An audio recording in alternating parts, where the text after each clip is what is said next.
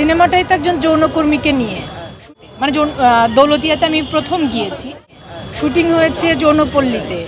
আজকে প্রথম প্রিমিয়ার হলো, সামনে আরেকটা শো আছে আমাদের এই উৎসবে, তারপর আরও কিছু আন্তর্জাতিক উৎসবে সিনেমাটা অংশগ্রহণ করবে, তারপর আমাদের দেশের প্রেক্ষাগৃহে মুক্তি দেওয়ার পরিকল্পনা আছে। তো এখনই আসলে একটা সিনেমার দৃশ্য ধরে কথা বলতে চাই না। সিনেমাটাই তো একজন যৌনকর্মীকে নিয়ে, শুটিং হয়েছে যৌনপল্লীতে। তো একটা যৌনকর্মীর জীবনের গল্প, তার কথা আসবে না, মানে তার কথাই তো বলবো, কি বলবো। হ্যাঁ, খুব চ্যালেঞ্জিং বলতে কি, যে শুটিং করতে যাবার আগে তো সিনেমার টিম থেকে একটা পারমিশন নিয়ে যাওয়া হয়, সেই সহযোগিতাটা আমরা ওখান থেকে পুরোপুরি পেয়েছিলাম। আর যেটা হয়েছে যে আমি এর আগেও বলেছি যে আমি প্রথম গিয়েছি ওই জায়গাটাতে, মানে দৌলতদিয়াতে আমি প্রথম গিয়েছি। তো আমার সবচাইতে বেশি ভালোবাসার অনুভূতি নিয়ে আমি ফিরেছি ওখানকার মেয়েদের কাছ থেকে। ওরা আমাকে আমার পুরো টিমকে যে পরিমাণ সহযোগিতা করেছে আমাদের কাজের ক্ষেত্রে সার্বিকভাবে, সেটা ভীষণ রকম একটা দারুণ গল্প। হ্যাঁ, আর আপনি একটু আগে যে ভাইয়া প্রশ্ন করেছিলেন যে সংগ্রামী মানুষ, আমরা তো ভাই সবাই সংগ্রাম করছি।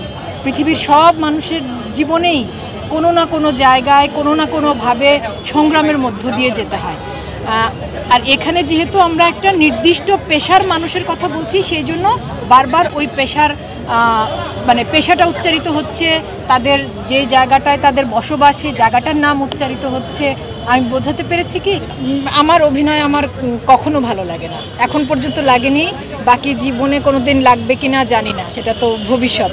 আমার নিজের কাজ দেখে আমি আসলে শুধু খুঁতগুলো ভুলগুলো দেখতে পাই।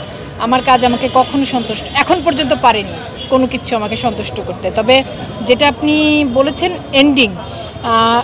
এন্ডিং বলতে, মানে পরিচালক আমি নিজেও তো আজকে প্রথম দেখলাম সিনেমাটা।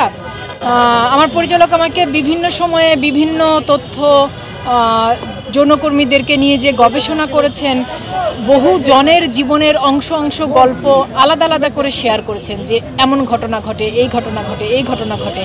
তো আমার পরিচালক সবগুলো, মানে অনেকগুলো ঘটনা গল্প মিলিয়ে তিনি একটা গল্প লিখেছেন, অনেকজনের জীবনের গল্প মিলে তিনি একটা সিনেমার জন্য চিত্রনাট্য তৈরি করেছেন।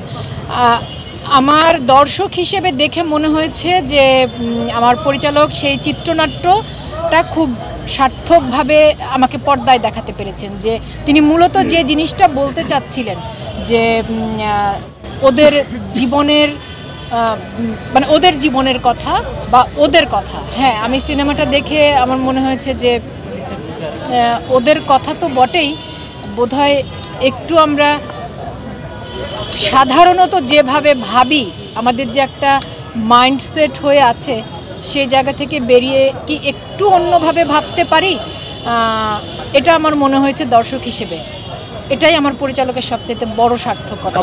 আপু সেটা বলতেছি, মানে